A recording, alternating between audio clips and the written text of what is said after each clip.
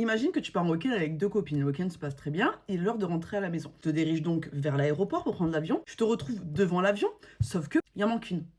Toi, tu as l'avion et pas ta copine. Que fais-tu? Je vous raconte, vous me donnez votre opinion et comment vous aurez réagi. Je suis à Londres avec 2 copines. Il est l'heure de rentrer à la maison. Donc on arrive à l'aéroport. Nous étions persuadés d'avoir le temps, ce qui n'était pas le cas. Vu qu'on avait du temps devant nous, on s'est dit, allons se prendre à manger. Sauf que 2 teams se créent. Et moi et une des filles voulaient aller à Joe & Juice. L'autre fille, elle voulait aller après à manger. D'accord. Du coup, on dit, bon bah nous on va à Joe & Juice, toi tu vas après à manger, on se rejoint. Jusque là, si vous avez regardé Hollywood Girls ou Petit secret entre voisins, vous vous doutez un peu de ce qui va se passer. Et de là, j'entends un appel micro avec un nom de famille qui me semble être le mien. Mais il y aurait pas mon cousin qui est quelque part?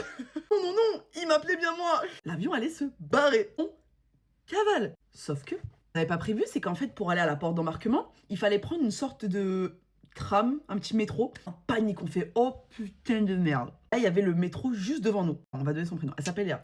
Je dis, attends, j'appelle Léa. Léa, t'es où? Vite, vite, vite, on va rater l'avion. Attends, je récupère ma commande et tout. Malo, Léa, je crois que t'as pas compris, genre. En fait, soit tu prends ta commande, soit tu prends l'avion. Fais un choix, genre. Elle dit, j'arrive.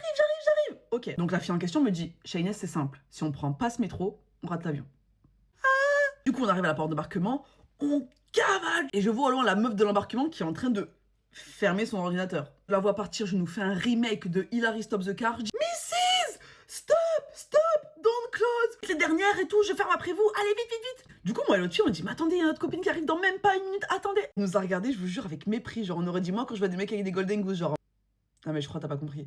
Soit tu prends l'avion maintenant, soit tu dégages. Donc j'appelle Léa, je dis, Léa, t'arrives dans combien de temps? J'arrive là dans une minute, je fais. Je pense que ça va être compliqué, tu vois. Du coup, moi et ma copine, on se fait escorter jusqu'à l'avion. En fait, à ce moment-là, on était encore dans le déni. On s'est dit, c'est bon, elle va passer et tout, tu vois. Spoiler alert, elle est pas passée du tout. J'arrive devant l'avion, on commence à monter les marches et je reçois un appel de Léa qui veulent pas me laisser passer. En pleurs. Putain, je suis deg pour toi, tu vois. À part lui dire je suis deg pour toi, je pouvais rien lui dire d'autre, tu vois. Elle a mal géré son temps, nous on a eu de la chance, pas elle. Qu'est-ce que tu veux que j'y fasse, tu vois? De la réponse inattendue, elle me dit, mais vous allez pas partir là?